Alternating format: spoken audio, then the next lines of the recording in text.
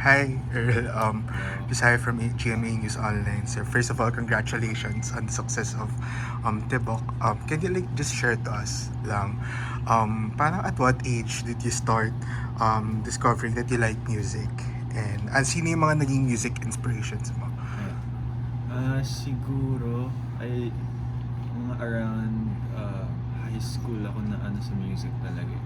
So siguro mga 14 years old ako noon. I started to learn how to play instruments. Doon talaga ako na hook sa whole music thing. And ano yung isa pang katanungan? Sino yung mga music inspirations mo Inspirations. at that time? At the time. At the time talaga, yung tinutugtog namin ng mga tropa ko were more on slow rock. So, very oldies ng mga ano sila, Eric Clapton, Oh my Scorpion ata, mga ganung slow rock bands dati, mga around 2014, 2015. Oh, 2014, 2015. Yeah. And what convinced you to pursue a career in music? Can you just tell us lang your background kung nag-college ka ba or talagang after high school pursue ka na agad ng career in music? Actually, nung senior high school and college, nagmu-music rin ako sa school. Part ako ng official a cappella group ng school namin before. So, Ask ko lang, saan school ka nag-high school? LaSalle University sa Ozamis, sa Mindanao. Ayun, so, nung high school and college pa lang, medyo may konting ano na din ako sa music.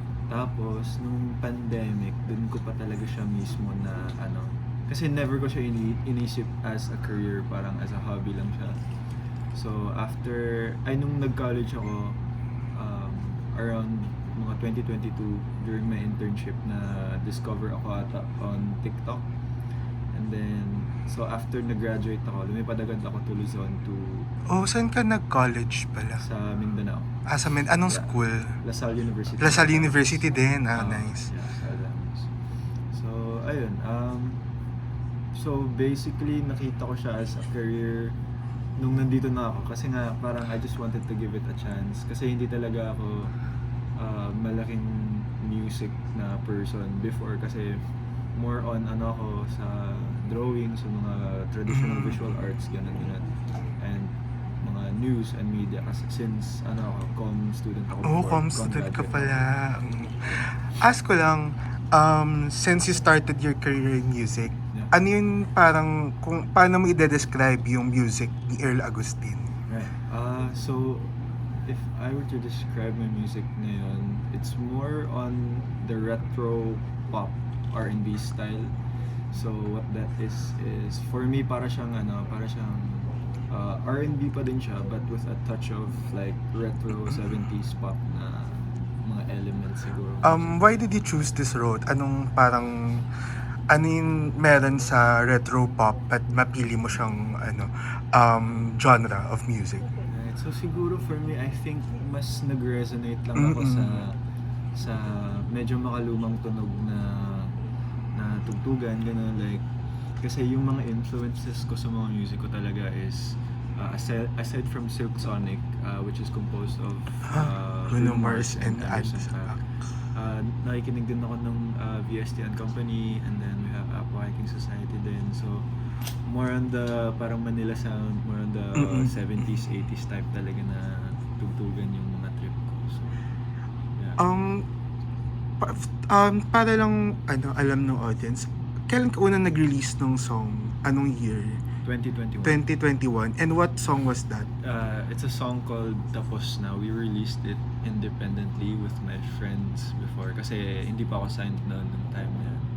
So yeah, that was my first song. Oh, that was your first song. How was it? And paano ka nag-continue hanggang sa i-release mo yung Tibok? Masaya naman when you release the song. Actually, may bagyo pa nga nun eh. So that time, parang around sa amin sa Mindanao, walang ka-signal, as in zero talaga. And then, so medyo funny lang yung experience kasi parang pinush through pa rin namin yung release, pinush through pa rin namin na magkaroon kami ng release party kung sakali. Pero ayun, masaya naman siya kasi nga independent naman siya ni-release nun, and para lang siyang passion project with my friends. Mm-mm. And ayun, after nun, parang a year after, I was scouted by one of Viva's A&R. Mm-mm. And ayun, so nagtuloy-tuloy na siya for me, like sa pagsusulat ng songs, ganun. Ay, if you don't mind lang, parang, ano yung mga naging struggles mo when you started like pursuing music? Meron ka bang mga naging challenges na hinaharap at that time? Yeah, of course.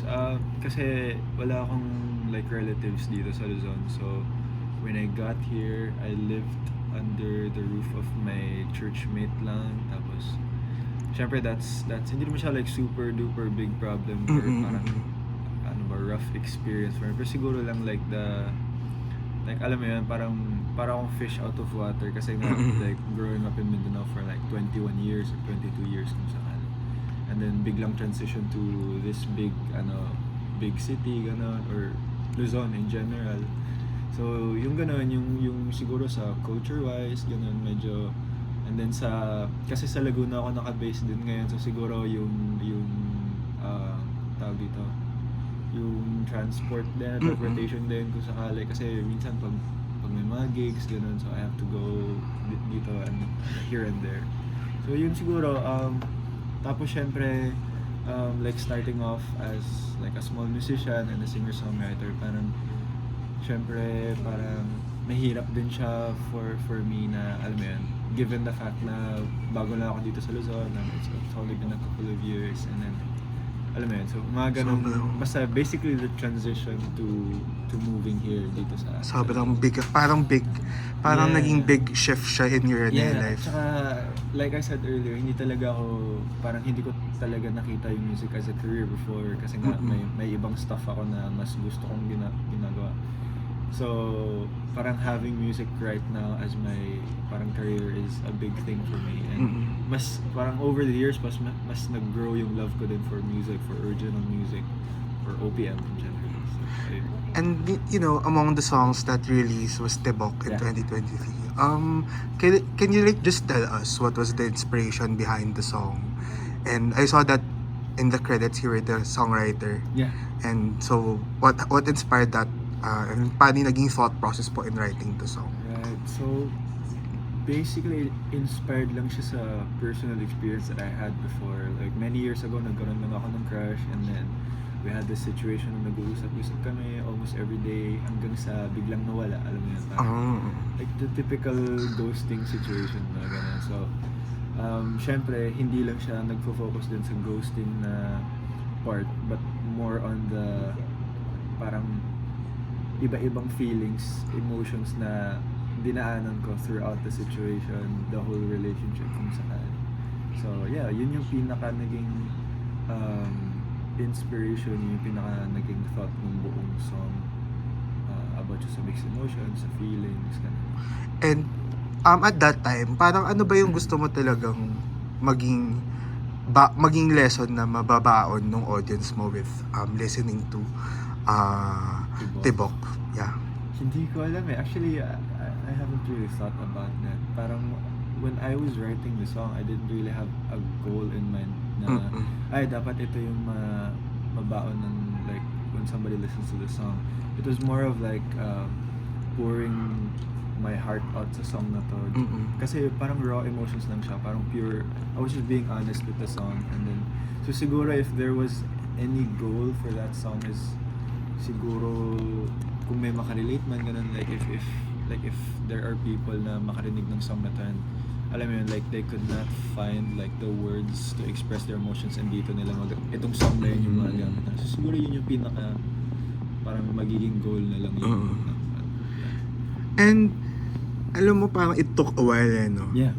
Till it gained 2 traction. years. Almost 2 years. Parang what was your reaction when it was starting to get traction? And actually, I was surprised kasi you were talking about na parang the song was about, a situation, Right. tapos na it was about ghosting. Pero the way it blew up on social media, parang they were using it as As a love something song na, na as a love happy. song, Yeah. happy, na parang expressing their fleeting Yeah. moments. Parang Yes. what was your reaction when nung nag-viral na siya online? Siyempre nagulat ako kasi nga amongst all of the songs that I've written, parang yun yung least na I expected to really blow up. Kasi ayun nga, parang the other songs that I wrote are more, parang sinulat ko siya na with a thought in mind, ay magugustuhan kaya ito ng mga tao, parang what can I do, what can I write na mas magiging relatable siya, na mas magtatap ako dun sa shared human experience pagdating sa pag-ibig, na it becomes relatable to everybody. Kasi yung Tibok, when I wrote it, it was just really personal to me. Like, I did not care if may makaka-relate ba, parang hindi ko iniisip kung it would sell, kung sakali. Parang I was just focusing on being honest with myself, and then try to be as creative din musically at the same time. Mm-mm. So nung nag-blow up siya, nung nagkaroon siya ng traction, sobrang nagulat ako kasi I was not expecting it at all. And ayun, pero masaya naman, sobrang saya ng experience na na-learn ko din na grabe din talaga yung pagiging honest, like when you're honest with yourself as an artist, as a songwriter Mm-mm. din, na parang yun pa talaga yung mga alam mo yun, makakapag-bring ng Mm-mm. mga tao na makikinig sa'yo. Parang sobrang raw kasi nung emotion Yeah. So parang parang at the same time, parang as an artist, feeling ko parang since wala kang expectations, parang magugulat ka na lang din talaga with kasi how. yun pa yung Oo. yun pa yung mag-click with everybody. Mm-mm. So masaya naman siya, masaya, super saya. And parang for you, parang ano sa tingin mo yung naging factor para pakuha yung para makuha ng attention ng audience, ng Tibok yung attention ng audience, and what made it a hit? Siguro, like I said earlier, yung shared human experience pagdating sa Mm-mm. pag-ibig. Kasi ngayon, yung may mga trends on TikTok using Tibok, and then pinapakinggan ko siya, tinitingnan ko yung mga thoughts ng mga tao, binabasa ko siya kung paano nila natitake yung song, and most of these contents or videos na pinopost nila, they focus more on like relatability, like parang Mm-mm. uy, ganito yung mga experience namin ni ganito, Mm. parang ganun. So siguro I think it's that one, and yun talaga yung pinaka goal ng lahat ng mga songs na sinusulat ko. Again, lagi kong sinasabi to sa lahat ng mga interviews na it's solely on the yung experience ng mga tao sa pag-ibig. Kasi I believe talaga na meron talagang similarities when it comes to, alam mo yun, like the experience on love. Siguro iba-iba yung story, but parang Very universal siya. very eh, no? universal siya. So ayun, siguro yun yung pinaka naging factor kung bakit mas nag-blow up yung song, siguro, aside sa sobrang galing din ng pagkaka-produce ng song by my producer and arrangers. Actually, I was gonna ask din, tingin mo parang yung factor din ba yung parang very nostalgic kasi yung retro na sound I eh. think so, Mm-mm. yeah. Tsaka, I don't know, parang I don't think na you hear it every day these days, Yes, na may oo. ganung tunog siguro. So ayun, isa sa mga bagay na happy din ako is parang may na-establish na ganung sound, I think, para sa tunog ko as Earl Agustin. And right now you released actually early last night lang, Pag-ibig ng Ikaw at Ako, no? Yeah. Can you like just tell us lang the process of writing this song? Syempre parang coming off of the success of Tibok, tas Yeah. ngayon you're releasing new songs. Parang paano na yung naging atake mo ngayon when it comes to releasing new songs? And with this new song, Pag-ibig ng Ikaw at Ako. Siguro, ayun like isa sa mga, yun talaga yung pinaka naging takeaway ko sa Tibok. Kasi yung honesty, and with this new song, kasi siya, para siyang, it's a concept na, kumbaga concept writing siya. It's a concept about like the type of love na gusto kong, like I want to be capable of giving, or siguro receiving din, parang kung sakali.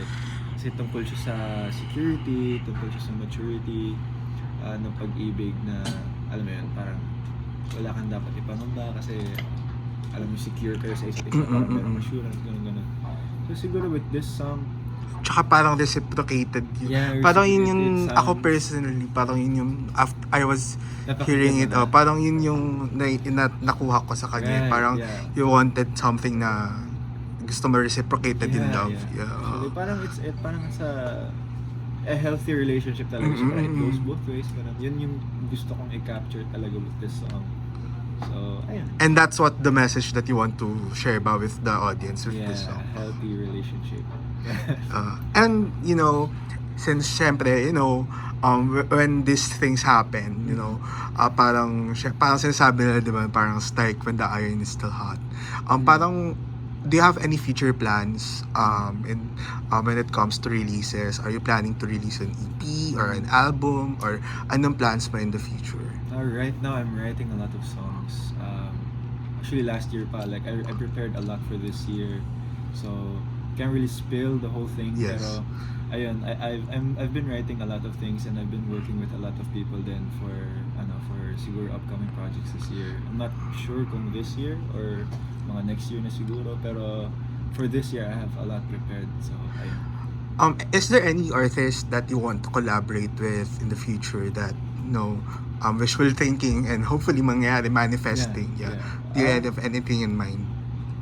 Kasi malaking fan ako ng R&B, especially ngayon OPM na R&B, mga Pinoy na nag-R&B. So siguro soon, isa sa mga gusto kong makakolab si Dianella, amongst others sila Zach Tabudlo, ganun. Zach. Yeah. May parang manifesting. Meron ka ba international artist na parang gusto mo hopefully? Si Anderson pa, tsaka si Bill Oh my Mars, God, for sure. nice Silk Sonic. Yeah. Grabe, kasi ka-sound mo talaga sila, no? Thank you. And lastly na lang, is there any message that you want to say to the listeners that, you know, appreciate your music and hopefully more, you know, listeners that would appreciate your music? Right. Siguro, my message be, thank you lang. Like, super thank you talaga sa mga nakikinig, sa mga patuloy na sumusuporta, even sa mga new listeners and mga new supporters or newer fans na kaka-discover lang dun sa music ko. Thank you so much. Expect a lot from me this year, like songs wise, like grabe naman yung expect a lot, pero expect a lot of songs na lalabas this year, and ayun siguro. Thank you.